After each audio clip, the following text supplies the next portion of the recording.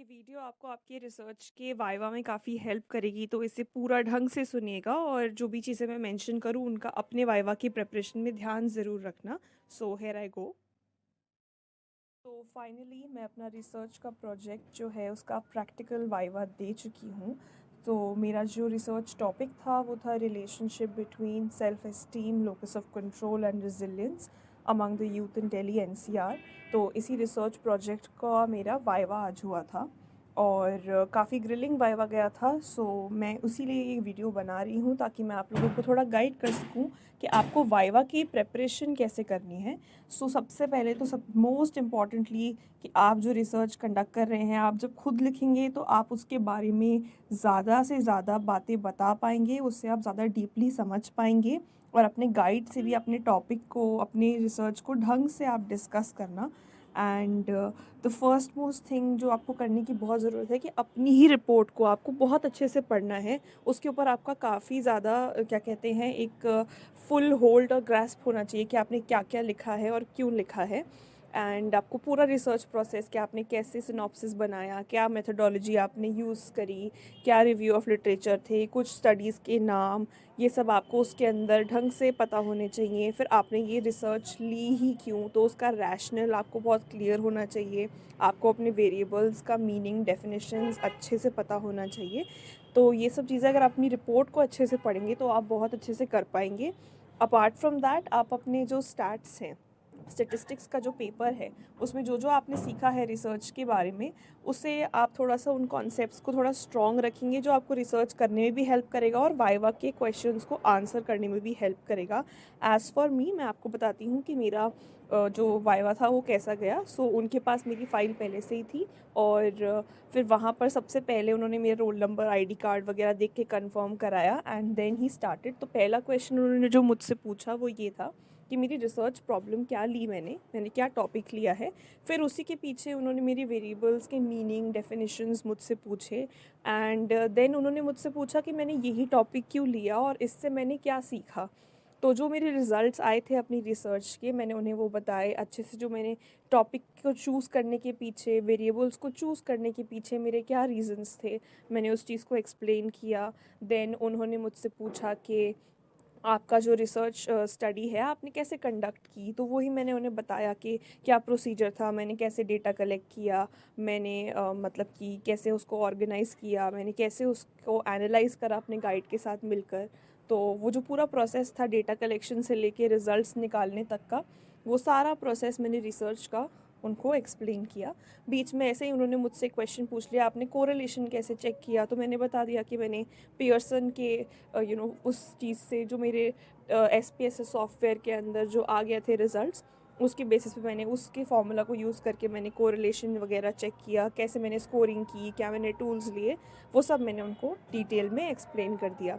Then he asked me to name one study from my review of literature. इस question को मैं ढंग से आंसर नहीं कर पाई थी क्योंकि मेरे पास रिव्यू ऑफ लिटरेचर में जो बहुत सारे स्टडीज़ थे, तो एकदम से मुझे याद नहीं आया। But at the same time I told him कि बहुत सारे स्टडीज़ के रिजल्ट्स क्या रहे थे, क्योंकि जो मेरा टॉपिक था उस पे एग्जैक्ट रिव्यू ऑफ लिटरेचर मुझे मिला भी नहीं था। इस वजह से मुझे कोई सिग्निफिकेंटली नाम याद भी नहीं था। पर क्योंकि मेरे रिसर्च का जो टॉपिक है वो कहीं और कोई सिग्निफिकेंट स्टडी में यूज़ नहीं हुआ है, कहीं पे 2 वेरिएबल्स है, कहीं पे 3 है, तो यही चीज़ मैंने उन्हें एक्सप्लेन करी।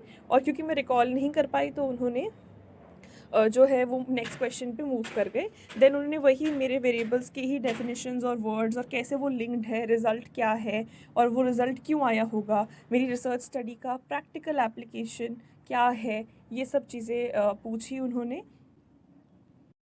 और क्योंकि वो मेरी फ़ाइल को फ्लिप कर रहे थे, तो जो क्वेश्चनिंग थी वो मेरे ही आंसर्स पे क्रॉस क्वेश्चन कर रहे थे और फाइल में भी बीच बीच में वो देख देख के पूछ रहे थे कि आपने ये क्यों लिखा है, वो क्यों लिखा है। जैसे कि उन्हें एक पोस्ट एडहॉक टेस्ट का टेबल मिल गया था मेरे ही रिसर्च रिपोर्ट में, तो उन्होंने यही पूछ लिया कि आपने ये टेबल क्यों बनाया है, इसका क्या यूज़ किया है। तो जो मेरे रिजल्ट्स थे उस टेबल के एनालिसिस के बेसिस पे मैंने बता दिया कि सर ओके, मैंने ये टेबल 1 वे एनालिसिस के बाद यूज़ किया था to analyse the significant difference in the self esteem वगैरह। जो भी मेरा रिजल्ट आया था पोस्ट एडहॉक टेबल के बेसिस पे, तो वो चीज़ मैंने एक्सप्लेन करी गई थी।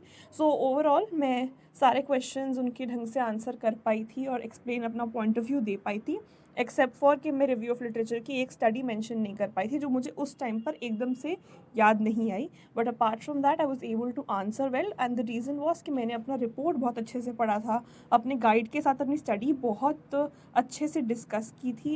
एट द सेम टाइम मैंने जब प्रोजेक्ट बना रही थी तो मैं बहुत ध्यान से बना रही थी, तो जो मैं लिख रही थी उसे मैं बार बार वेरीफाई करके लिख रही थी, इसलिए अपनी ही रिसर्च के कंक्लूजन्स और रिजल्ट्स और क्या चीज़ क्यों करी गई है, हर चीज़ के बारे में मेरे पास आंसर्स थे, बिकॉज मेरा बहुत रोल था अपनी खुद की रिसर्च प्रोजेक्ट को बनाने में।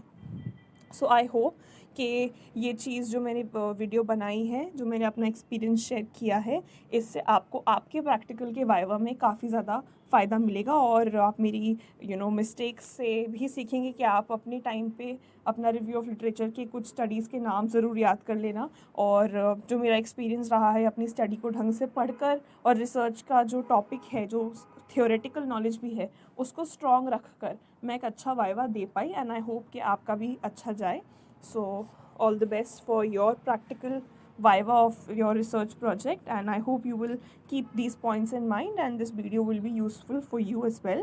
So in the end I would say again कि अपना project अच्छे से पढ़ना, जैसे conduct करो, हर चीज़ के लिए ध्यान रखना क्या rational of your study है, क्या research topic है, variables का definition, किस method से आपने sampling करी है, क्या आपने statistical analysis यूज़ किया है, कौन से आपने टेस्ट लगाए हैं, टी टेस्ट लगाया है तो क्यों लगाया है, आपने जो भी आप रिपोर्ट में लिखेंगे उस पर तो आपको क्वेश्चन किया जाएगा, वो कोई भी पेज टर्न करेंगे आपसे पूछेंगे, तो आपको पता होना चाहिए कि आपने ये टेबल क्यों बना रखी है, यहाँ पे आपने ये रिजल्ट क्यों शो कर रखा है, और आपने ये एनालिसिस क्यों कर रखा है, एंड एट द एंड आपकी जो रिसर्च है उसका फ़ायदा किसको है, उससे उसकी प्रैक्टिकल एप्लीकेशन क्या है, आपने उस रिसर्च प्रोसेस से क्या सीखा, उस रिसर्च के रिजल्ट से क्या सीखा, तो ये चीज़ वो आपसे आपके पर्सनल एक्सपीरियंस भी पूछेंगे, तो आप उसका ध्यान रखना। मतलब स्टैट्स का पोर्शन वो कम पूछेंगे, बट रिसर्च रिलेटेड हर चीज़ को वो डीपली ज़रूर पूछेंगे, और आंसर्स भी इस तरीके से देना बिकॉज आपके ही आंसर्स पे आपको क्रॉस क्वेश्चनिंग की जाएगी।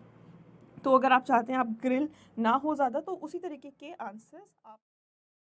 सो ओवरऑल मेरा जो वाइवा का एक्सपीरियंस था वो काफ़ी अच्छा गया, और except for like one question जो मैं आंसर नहीं कर पाई, और मुझे लगता है कि मुझे और ज़्यादा डिटेल से अपनी ही रिव्यू ऑफ लिटरेचर को पढ़ना चाहिए था। मैंने बस कॉन्सेप्चुअली रिजल्ट्स क्या थे, अलग अलग रिव्यू ऑफ लिटरेचर क्या बता रहे थे, वो ओवरऑल एक पढ़ लिया था, बट जो स्टडीज़ के नाम थे ना उन पर मैंने फोकस नहीं किया, उन्हें मैंने ढंग से याद नहीं किया, और थे भी बहुत सारे, तो आई फेल्ट लाइक इतना टेक्निकल क्यों पढ़ूँ, बट आई हैव लर्नड कि येस मुझे एग्जैक्टली नाम पता होने चाहिए। विदाउट नेमिंग मैं अपने कोई भी रिजल्ट्स को विद एविडेंस बेस नहीं कर सकती ना, क्योंकि वो नेम्स एक एविडेंस हो जाता है कि मेरे को ये कंक्लूजन कहाँ से मिला था, तो मुझे उस पर्टिकुलर स्टडी से मिला था, तो वो मैंने नहीं किया, सिर्फ रिजल्ट्स को ही लर्न कर कर मैंने नाम को इग्नोर कर दिया।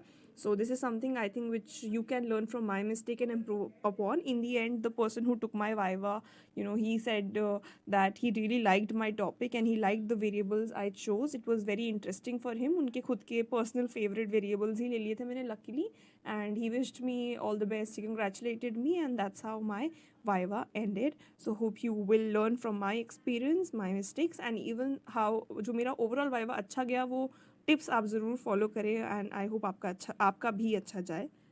सो I will end the video now. आपको वीडियो पसंद आई है so please like and subscribe. Thank you so much. ये वीडियो आपको आपके रिसर्च के वाइवा में काफ़ी